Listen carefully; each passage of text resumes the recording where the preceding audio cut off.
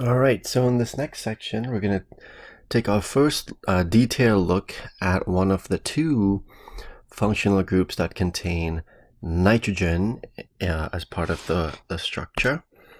All right, so we're going to take a look at nitrogen containing functional groups. So far, we've looked at oxygen containing ones and sulfur containing ones. So the nitrogen containing functional groups, we're going to be looking at our amines and then also the amides or the amides. All right, so our first one here are going to be the amines, and that's how you pronounce those. These are all, you can consider them as being derivatives of ammonia, NH3. And if you recall back from your Lewis structures chapter, ammonia looks like this. So N and 3 H's, and then we have a lone pair on that nitrogen. And the way that amines look is that they're going to look just like ammonia, except we are going to be substituting the hydrogens with carbons.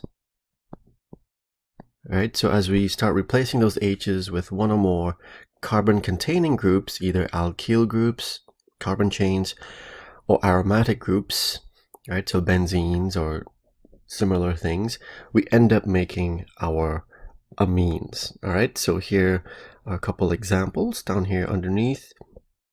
There's our nitrogen, right? And now instead of being attached to 3 H's, it's attached to 3 different alkyl groups on each side. And in the case here on the right side, there's our nitrogen with the lone pair. It's attached to 2 hydrogens. Right, we only have one hydrogen now substituted with, in this case, a benzene ring. And then the third example, there's our nitrogen. It's attached to one H, and the remaining bonds to H have been substituted to bonds to 2 different alkyl groups. So based on how many carbons that nitrogen is attached to, we can classify the amines as belonging to one of 3 categories. So we can classify them as primary, one with a little degree sign, secondary, or tertiary, and we saw this classification back when we looked at our alcohols. But in order to identify an amine as belonging to one of those categories, it is actually going to be a lot easier. There's only going to be one step. All right, so to do this, we're going to ask ourselves how many carbons is the nitrogen directly attached to.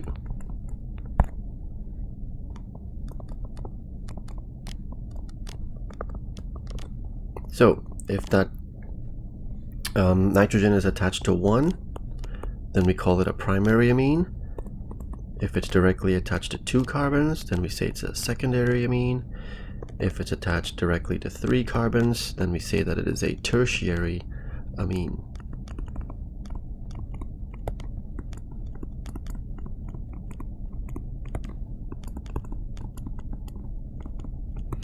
Right, so if you take a look here on the example on the first side, right, there is our nitrogen. It's attached directly to 1 of the carbon, so that would make it primary. In the second example, there's the nitrogen. It's attached to 2, directly to 2 other carbons. That would make it secondary. And here, nitrogen, all of those H's now are substituted by C's, so that would make it a tertiary amine.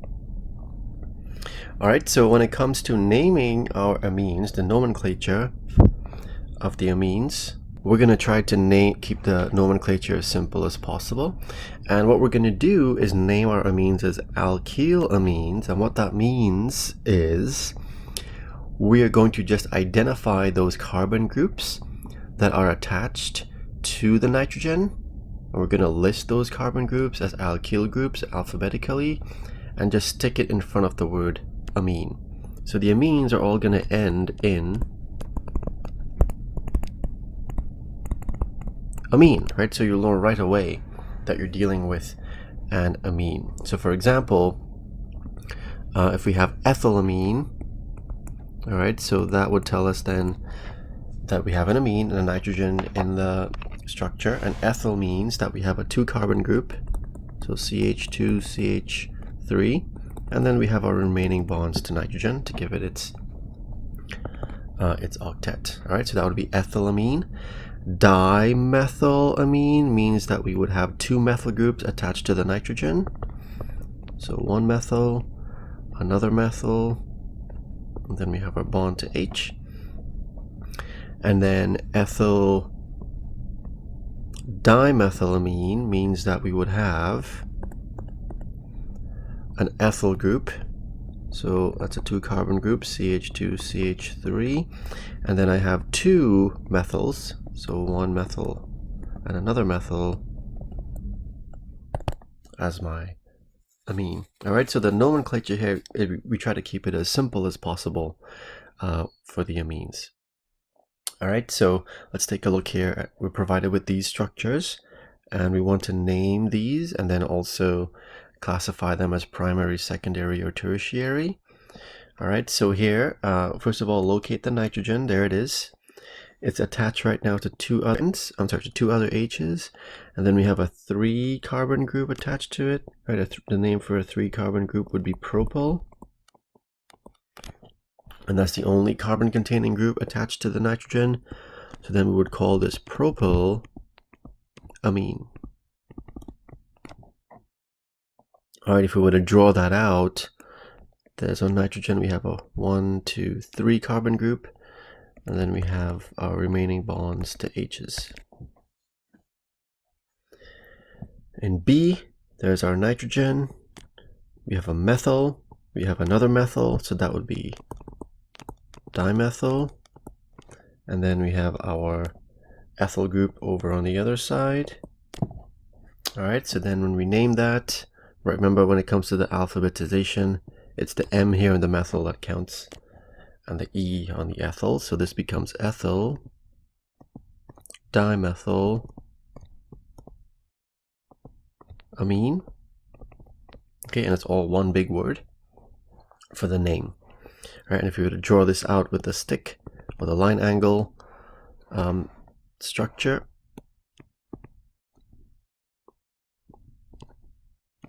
right, we'd have that as our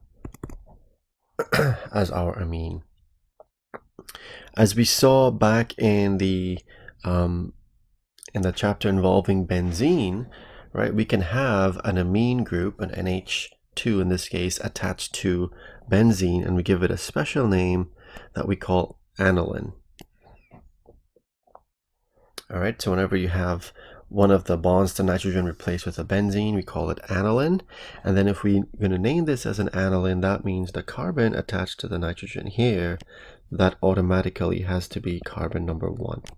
So if we have any other thing attached to that ring, we're going to start with that carbon as being number 1, and then we're going to go clockwise or counterclockwise to make sure that other group gets the lowest number possible. So in this case here, all right, this is our carbon 1. We can go clockwise, 2, 3, 4. So we have 4 bromo, and then aniline is our last name.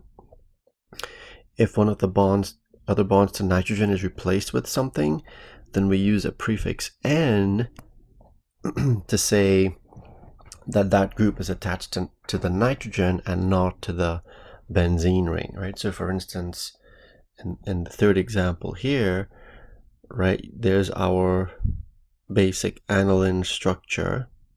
All right, but now instead of having 2 H's attached to the nitrogen, we have a CH3 attached to the N. Right, so this part of it then would be named N, and then we say what's attached to it is methyl, and then the last name of it would be the basic structure, which would be aniline. So N-methyl aniline would be the name for that molecule. All right, let's take a look at a couple examples. All right, so let's look at A. All right, there's our nitrogen. All right, we have a methyl group. We have an ethyl and another ethyl, so that would be diethyl. So we put those in alphabetically. So diethyl, methyl,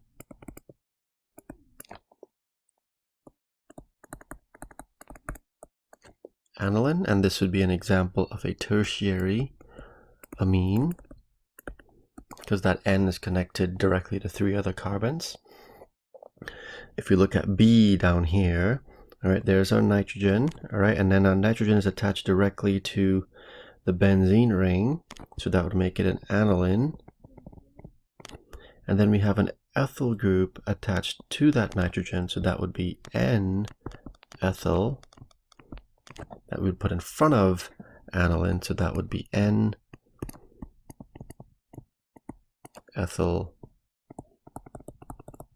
aniline, and that would be an example of a secondary amine because the nitrogen here is attached to 1 and 2 other carbons directly. So let's take a look here at one of the physical properties of the amines, and that's their ability to be soluble in H2O.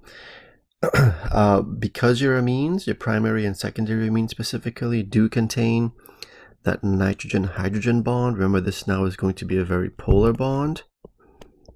We have hydrogen attached to a very electronegative N, right? So that means that they can form hydrogen bonds with water. Your primary and your secondary amines are going to form lots of hydrogen bonds with H2O. Your primary amines are going to form more of those hydrogen bonds. Whereas your tertiary amines, remember now, they don't have any H's attached to the nitrogen, so they can only hydrogen bond with water from the nitrogen atom, as opposed to from the H's as well. All right, so your amines can hydrogen bond with water. Your primary amines can form more hydrogen bonds than secondary amines, which can then form more hydrogen bonds with water than your tertiary amines. In terms of the solubility of the amines in water, we're going to see a trend that we've seen previously, and that is in larger amines, more than 6 carbons, the solubility is going to decrease a lot. All right, so, and that's a trend we saw with the alcohols, the aldehydes, and the carboxylic acids. And the trend is as the number increases, that would mean that the number of H's are going to increase as well. Molecule becomes more nonpolar.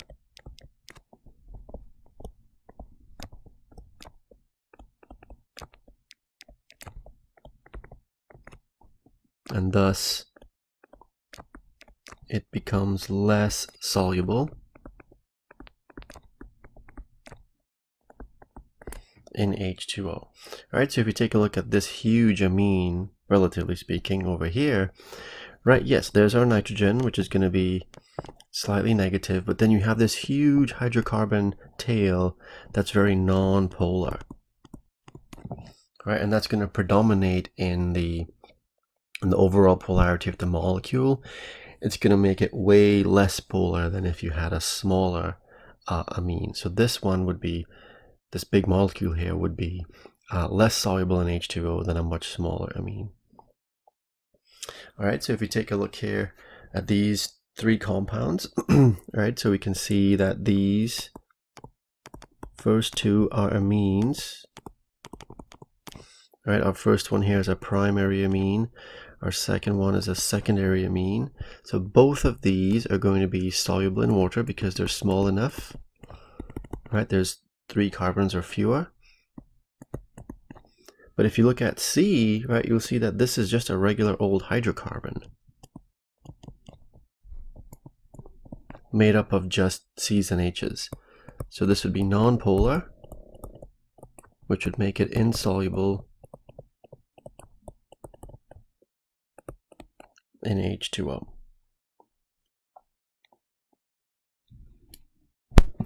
In terms of the chemical properties of the amines, the most important reaction that your amines are going to undergo in solution is the fact that they're going to act as bases in water, right? And that's because ammonia, which is how you can think of the amines as being based upon, ammonia also acts as a base in H2O. So because your amines are derivatives of ammonia, we would predict that your amines are going to act as bases as well, right? So what bases do, if you recall, bases can accept protons or H pluses. So if you put ammonia in water, all right, it can grab a hold of one of these H's from the H2O, and then the remaining electrons here get transferred to that oxygen, and we end up making then the ammonium ion as we stick another H plus onto the ammonia, and then as we take away an H from water, we end up with the hydroxide ion.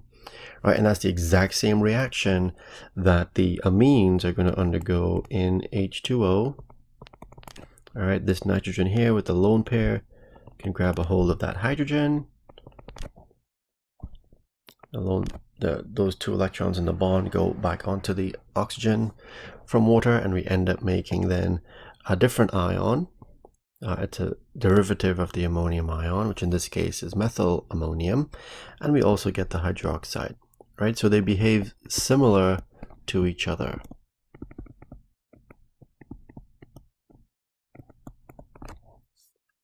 Your amines act as bases in water, and because they act as bases, what you can actually do is to take advantage of that in another reaction. So for example, you probably have dealt with this or seen this or experienced this. When you eat fish or any seafood, sometimes typically what you do is you can squirt some lemon or lime juice onto it, and what it typically does is it gets rid of that fishy smell, right, in addition to improving the taste. And the reason why is because that smell is due to amines. And when you squirt your lemon or lime juice, those juices have acids in them that actually neutralize the amine, which is a base, producing something that's less smelly, which we call an amine salt. All right, so your amines can undergo neutralization with an acid to make an amine salt. So your amine plus an acid can make an amine salt, right? So for instance, if we have our methylamine over here, all right, this nitrogen can grab a hold of this is our HCl. I'm going to draw this out a little bit. The lone pair can grab a hold of the hydrogen, and those electrons move to the chlorine. We end up making now our salt, which has both a positive and negative charge in it. Similar thing can happen with dimethylamine. Okay, the lone pair can grab a hold of the hydrogen, and then we end up making our amine salt over here, right? So you'll notice that in the salt, we typically write in the charges to indicate that it is a salt. I believe in sapling, they have you omit the charges. So we talked about, the amine salts forming, for instance, when you squirt your lemon or lime juice onto fish, and it makes the smell go away or becomes less pronounced. But we also take advantage of that, for instance, when drugs are made. All right, so a lot of times drugs contain nitrogen in them, over-the-counter drugs we're talking about here, and they're not necessarily soluble in body fluids because they tend to be rather large molecules. So to make them soluble in water, what they actually do is they convert the amines to the salt, to the ammonium salt, before being actually used as drugs. That makes them solids at room temp. It also makes them odorless and, most importantly, soluble in water and body fluids.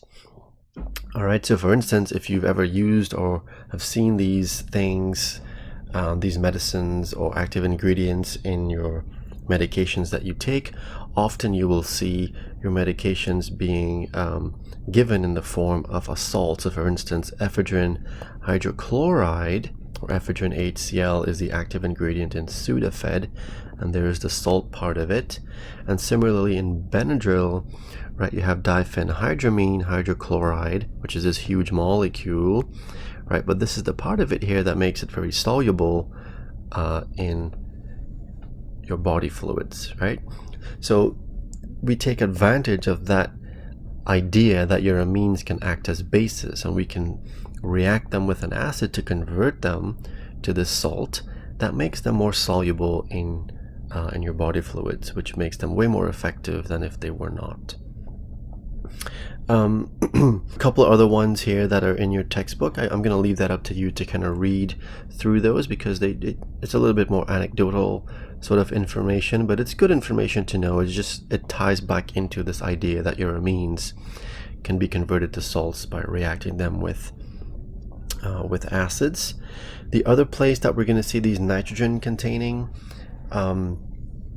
compounds are in plants, right? And when you have a physiologically active compound produced by a plant, and that compound contains a nitrogen, we refer to them as alkaloids, right? So your alkaloids act physiologically, meaning that they have some sort of an effect on the body.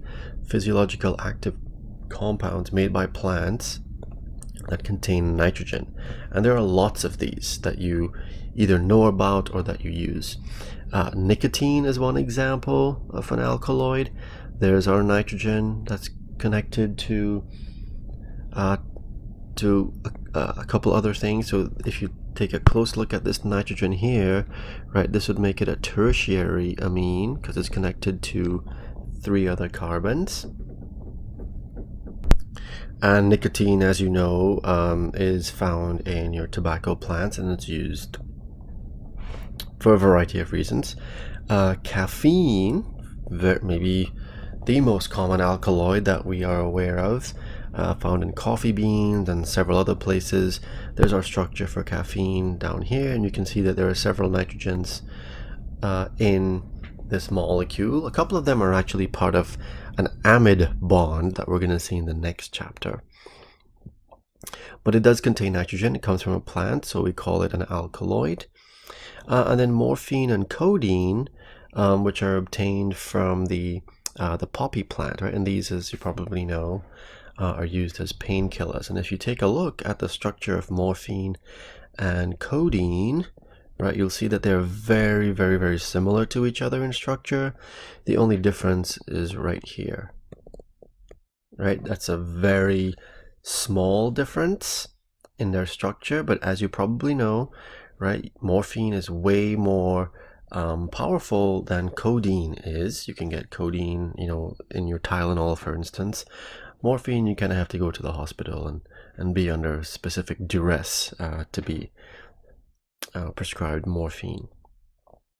So your amine containing compounds, if they're found in plants and they have some physiological effect, we call them alkaloids, and there are tons of these that are used. All right, so let's take a look here at just to finish up this chapter with a couple practice questions. So it says draw the condensed structure or the line angle for the following. So we have methyl propyl amine. All right, so amine tells us we're going to have nitrogen, and then methyl propyl means we have a 1 carbon group, methyl, and a propyl, which would be a 3 carbon group, 1, 2, 3. And then we have our remaining bond to hydrogen, right? So that's our methyl propyl amine. And then we have our 2-chloroaniline. All right, so aniline here, you always start with the last name. Aniline means that we have benzene attached to nitrogen. And then this is automatically going to be carbon number 1. So then 2-chloro would be a chlorine coming out from that position. And then you also want to make sure that you complete your 3 bonds to nitrogen. So this would have 2 more H's attached to it. All right, so that's your 2-chloroaniline for the structure.